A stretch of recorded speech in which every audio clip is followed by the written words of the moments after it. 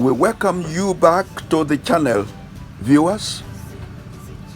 This is the part 3 video in our series on Israel in conception, in history, in recent times, and in the future. May God empower you as you continue to follow us in this series. After the Egyptians had been humbled by the 10 plagues, the long-suffering Israelites were now on the verge of being liberated. A 3 million strong contingent of ex-slaves headed in the direction of the Red Sea, freed at last. However, the sea stood menacingly between the people of God and the wilderness of Zin, which was the chosen route to the promised land. Suddenly, and for reasons that were difficult to explain, the Egyptians appeared to recover from the shock of seeing the slaves leave. The Egyptian armies, not unexpectedly, then notoriously sprang into action and promptly pursued the children of Israel, who were now by the Red Sea. As the armed forces of Egypt closed in, happily congratulating themselves that Israel had become stranded, the Red Sea miraculously opened up before the people of God. A highway then formed right in front of them through the sea. The Bible puts it this way in Exodus chapter 14, verse 21. Then Moses stretched out his hand over the sea, and the Lord caused the sea to go back by a strong east wind all that night, and made the sea dry land, and the waters were divided. God's people then took to this highway which had just appeared in the sea. Without a doubt, this was a great miracle, the kind of which had never been seen before on earth. Perhaps, and not surprisingly, for enemies who were unrepentantly hardened and destined to be destroyed, the armies of Egypt risked everything by following Israel onto this strange highway in the sea. Then, wait for it, as the last of the Israelites got out of the highway at the other side of the sea, the last of Pharaoh's troops and their commanders also entered the highway from the starting point. The Egyptians were now all in the midst of the sea. Therefore, when Moses ordered the Red Sea to revert back to its former state, the pursuing armies of Egypt were completely buried alive in the Red Sea. The Red Sea thus became the burial place of the best that Egypt could offer militarily. Unknown to the marauding Egyptians, unseen troops deployed by the Almighty God from heaven's allied armies were all along mingling with the Israelis. These troops were guiding them safely to the other side of the sea. An inspired psalmist exploded in animated praise and worship when he testified about this deliverance of God's people from the house of bondage. This is found in Psalm 114. Here the psalmist, when Israel came forth out of Egypt, the house of Jacob, from a people of strange language, Judah became God's sanctuary, that is, the holy place of his habitation. And Israel his dominion. The Red Sea looked and fled. The Jordan, that is the river, was turned back. The mountains skipped like rams, the little hills like lambs. What is you, O Red Sea, that you flee? O Jordan, that you turn back? You mountains, that you skip like rams, and you little hills like lambs.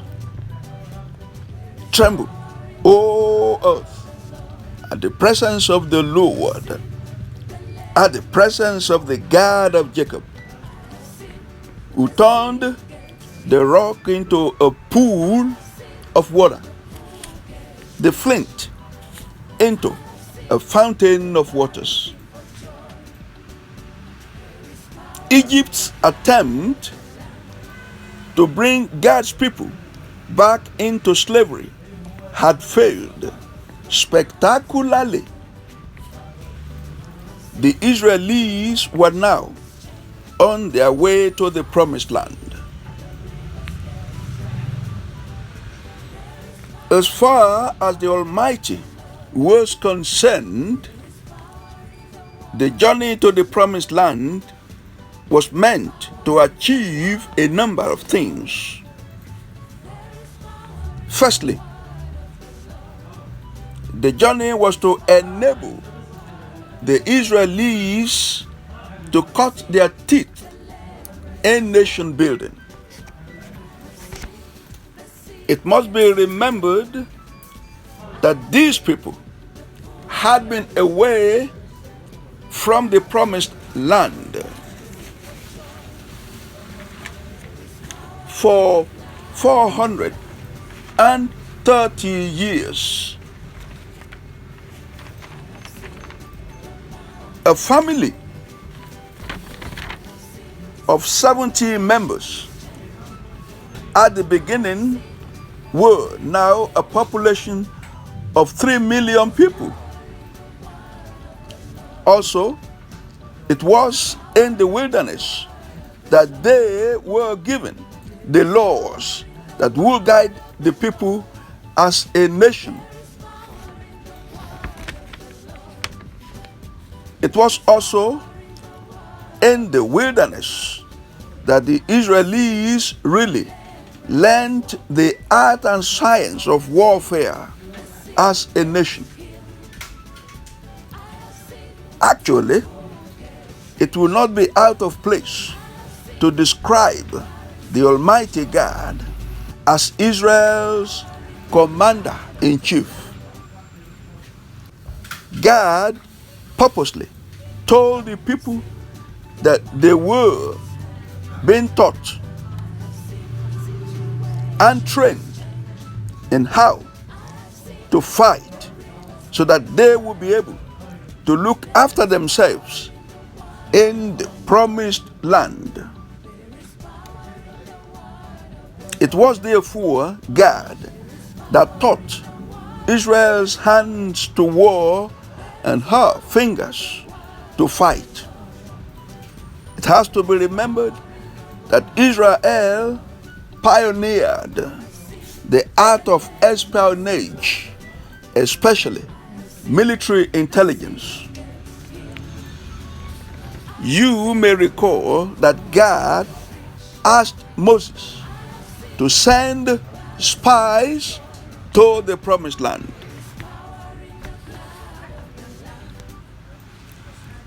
God knew beforehand that the Israelis would be a target of the enemy throughout their stay on earth. The Almighty God knew that at any time in human history, over 70% of the world population would rather worship false gods in the name of religion.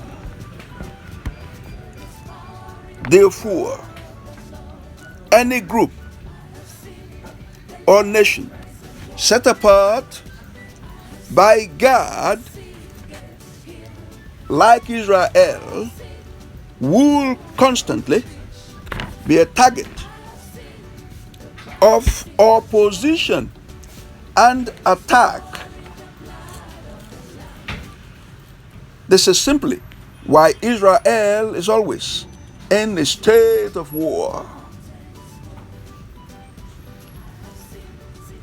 One thing that must be acknowledged, however, is that the fame of Israel had gone far ahead of her after her deliverance from Egyptian bondage. Surely, the nations of the world sat up and took notice of this nation, a nation that was liberated from slavery by God Himself. It was then not surprising that God expected the people to be loyal to Him. The Almighty God actually instructed Israel to be His ambassadors on earth.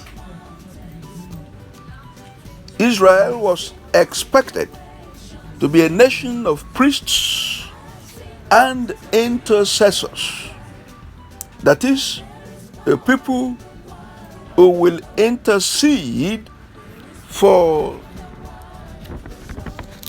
earth dwellers when it came to spiritual things. It was therefore no wonder that the nations of the world were scared of them, knowing that their God is the real God.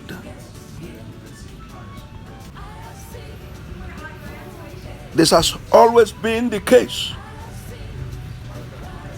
Israel has therefore always been marked out for destruction by the worshippers of false gods.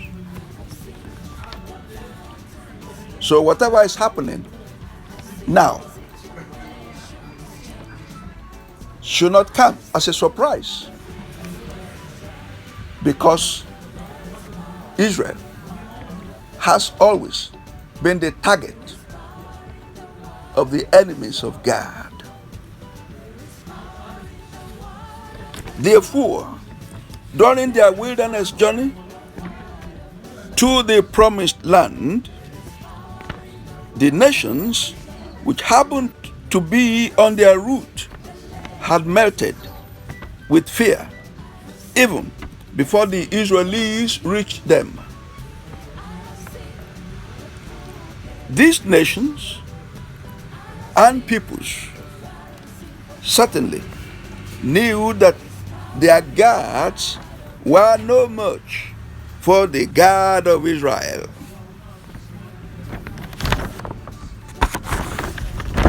So they did everything that they could to ensure that they were okay. The nations and city-states that rose up to fight Israel during her wilderness journey included Amalek, Jericho, the Midianites, the Moabites, and the Amorites. Surprisingly, these were nations that had long become history. And this is a lesson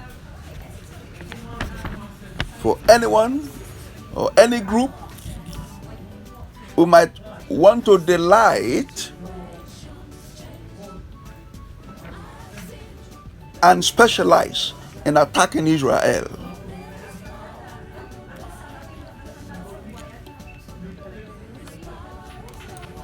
We have now come to the end of this video. Please remain in prayers for the nation of Israel and for victory in war. Certainly, I shall see you in part 4 of our series. Thank you so much.